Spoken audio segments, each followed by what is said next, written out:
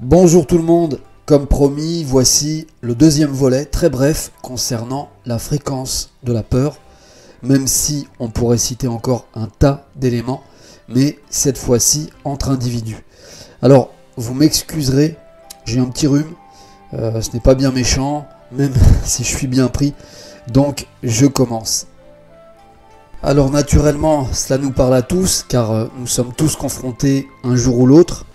Je veux parler des personnes manipulatrices qui se servent joug et se nourrissent de la peur des autres.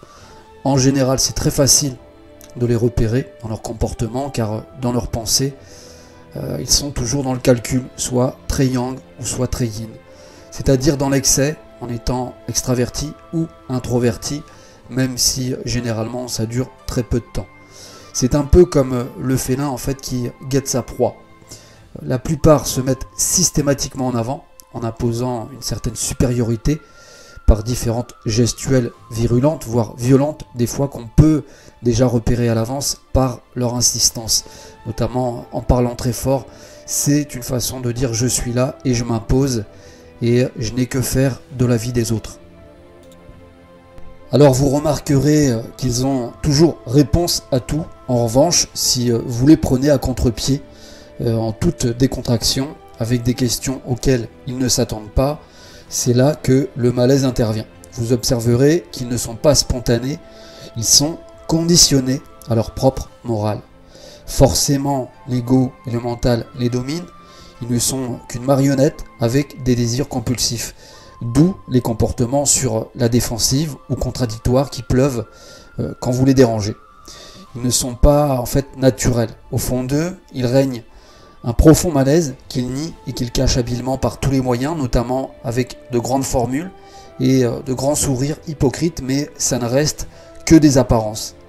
Ils se servent de la colère et de la violence car ce sont tout simplement des faibles. En fait, la plupart de ces gens se sont inventés un personnage et sont pris dans cet engrenage qu'ils ont créé eux-mêmes, souvent par frustration et par manque de courage de voir la vérité en face. En réalité, ils se mentent à eux-mêmes. Du coup, ils activent la roue karmique à contre-courant pour faire une culbute, bien souvent à 190 degrés, à un moment donné ou à un autre, et finir par se retrouver seuls et malheureux. Ce qu'il faut savoir, c'est que les gens qui se nourrissent sans arrêt d'ambition, de conflits, de colère, d'excès, de jalousie, de haine, de lutte, de mépris ou de violence, s'exposent à boire leur propre poison, par lesquels ils finiront par succomber tellement il est indigeste. Donc ne les enviez pas. En faisant du mal aux autres, ils se font du mal à eux-mêmes avant tout, et la plaie en eux s'infecte davantage, car en se privant d'amour et de nourriture énergétique, ils se privent tout simplement de guérir. En fait, ils s'alourdissent de souffrance.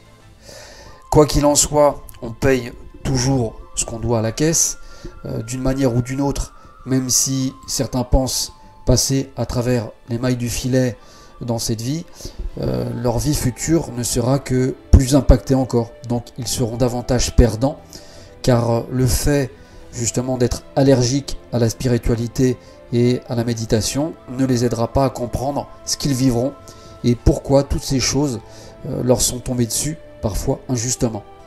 J'insiste là-dessus car la spiritualité et la méditation sont des outils pour comprendre le karma et les vies antérieures. Or, dans leur cas, ils se privent eux-mêmes d'avancer puisqu'ils n'ont que faire de cela dans cette vie.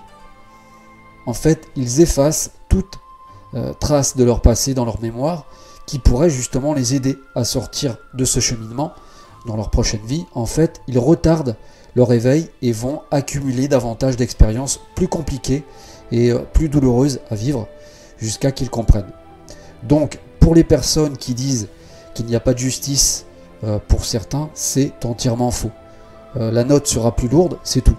Après, c'est eux que ça regarde. Il ne faut pas oublier non plus que la vie peut nous briser à tout instant. C'est pourquoi l'humilité est de loin la meilleure option. Dans le zen, il est bien dit que le maître ne domine pas autrui car il est maître de lui-même.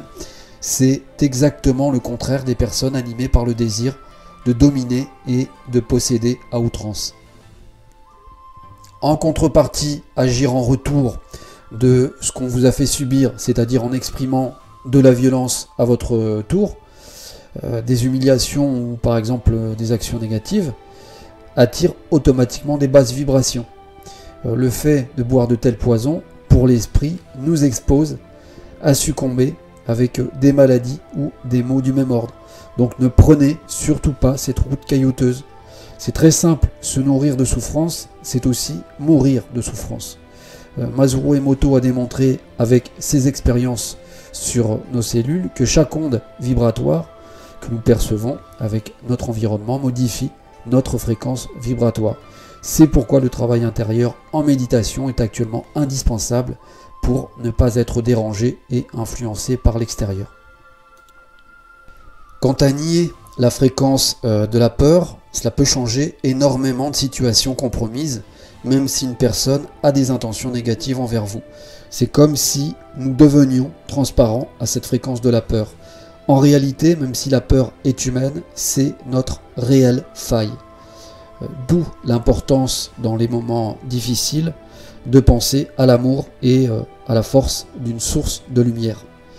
Enfin, ce qu'il ne faut pas oublier de dire, c'est que nous sommes aujourd'hui dans une société à 100 à l'heure où les gens sont complètement dans leur bulle et la plupart du temps, ils ne réagissent pas et ne réfléchissent pas à ce que certains peuvent leur faire subir ou leur faire endurer, soit à cause d'un rang social, soit à cause d'une pression, soit à cause d'un chantage, ou alors parce qu'ils se sentent en position de faiblesse.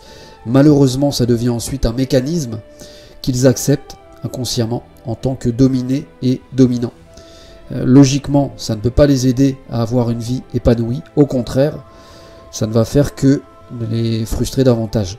Et tristement, beaucoup répètent ce qu'ils ont subi. Et ça, on peut le constater tous les jours. C'est pourquoi nous devons absolument refuser la fréquence de la peur d'entrer en nous. Maintenant que nous arrivons à la fin de cette vidéo, je vais vous donner un conseil.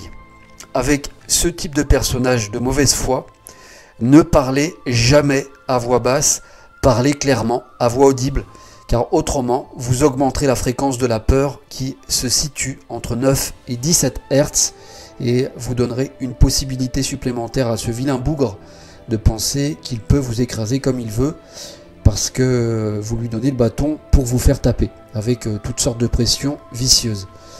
Avant de terminer, il faut bien se mettre en tête qu'il y a des gens qui se nourrissent de positifs et d'autres de négatifs. Et ça, on n'y peut rien. Il faut l'accepter, ça fait partie de la vie. On ne vit sûrement pas dans un monde de bisounours aujourd'hui. Mais ça ne veut sûrement pas dire qu'il faut se laisser faire. Bien au contraire, il faut réagir et se faire respecter intelligemment. Le regard, l'ignorance et les mots font plus mal que les coups, bien souvent. Voilà, c'est terminé pour aujourd'hui. J'ai essayé de faire cette vidéo au mieux, malgré le nez bouché. Et je vous dis à très bientôt, avec plaisir. Au revoir.